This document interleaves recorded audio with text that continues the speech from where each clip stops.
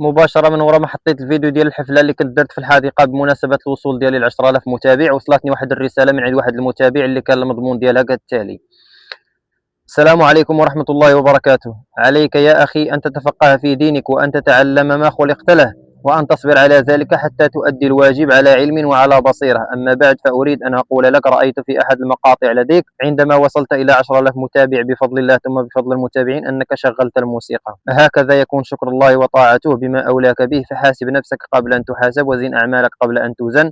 فاليوم عمل ولا حساب، وغدا حساب ولا عمل، وخير الكلام ما قل وزل. نصيحتي لك أخ في الله، والسلام عليكم. جاوبته وقلت ليه: جزاك الله خيرا وزادك علما وشكرا على نصيحتك، فأنا قبلتها بصدر الرحب. رد علي: ولك بالمثل وجزاك عني خير الجزاء ولنا لقاء إن شاء الله. قلت له إن شاء الله، وسولته قلت له: ممكن تعطيني دليل من الكتاب والسنة على حرمة الموسيقى؟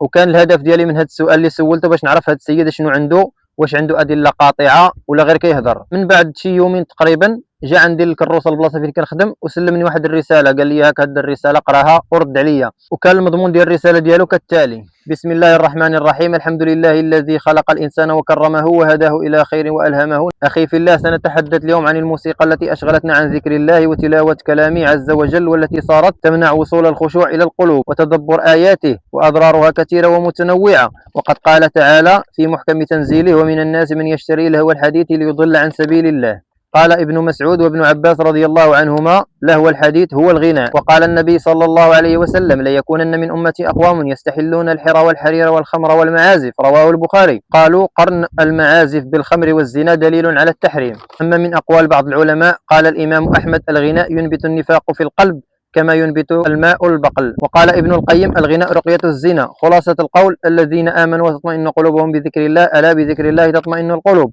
افعل ما يقربك من الله لا من يبعدك عنه. قال النبي صلى الله عليه وسلم: دع ما يريبك إلى ما لا يريبك، أي اترك ما فيه الشك إلى ما ليس فيه شك. هدانا الله وإياك، والحمد لله رب العالمين. نصيحة من أخ في الله.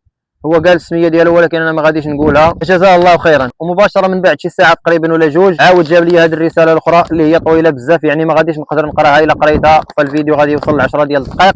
كانوا فيها بزاف ديال النصائح وبزاف ديال العظات للاشاره. فالشاب اللي صيفط لي هذيك الرساله واللي جاب لي هذه الرسائل مباشره هو مازال يعني شاب صغير، يعني ما عرفتش السن ديالو، ولكن غالبا غتكون 15 سنه 16 سنه. بالتالي فانا كنكن لهذه الفئه بالضبط ديال الشباب اللي هما متفقهين في الدين واللي هما كيحفظوا القران الكريم واللي كيدرسوا السيره النبويه. انا كنكن لهم واحد الاحترام وواحد التقدير كبير، لانهم هادو هما اللي غادي يكونوا النواه ديال الامه ان شاء الله، واللي غادي يصلح الله على ايديهم البلاد والعباد، غادي يجعلهم الله عز وجل الخير سلف الخير خلف ان شاء الله. ونحن في حاجه الى مثل هؤلاء الشباب. انا اي واحد غيهضر معايا بقى الله قال رسول الله فهو على راسي. انا كنت عارف هذا الشيء اللي قال لي هذا الشاب، عارفه وربما عارف اكثر منه، ولكن راكم عارفين يعني حنايا ماشي وصلنا لديك الدرجه ديال الايمان اللي غتخلينا اننا نتجنبوا كاع الشبهات. فاحنا بحالنا بحال كاع الناس، يعني كنوقعوا في الشبهات وفي الخطايا يوميا. والرسول عليه الصلاه والسلام كيقول لك: كل بني ادم خطاء وخير الخطاؤون التوابون. وكيقول الرسول عليه الصلاه والسلام: لو لم تذنبوا لذهب الله بكم واتى بقوم يذنبون فيستغفرون فيغفر لهم. واي واحد عنده جرام ديال الشك في حرمه الغناء والموسيقى يتصنت لهذه المحاضره هذه للشيخ خالد الراشد فك الله اسره. الا تصنت لهذه المحاضره فغادي تنوض: وليس شيء اكره اليك من الموسيقى والغناء. رساله الى محبي الغناء للشيخ خالد الراشد، كتبوها على اليوتيوب غادي تطلع لكم محاضره جميله جدا ورائعه فيها التفصيل كامل في حرمه الموسيقى والغناء واثاره السيء والسلبي على المجتمعات.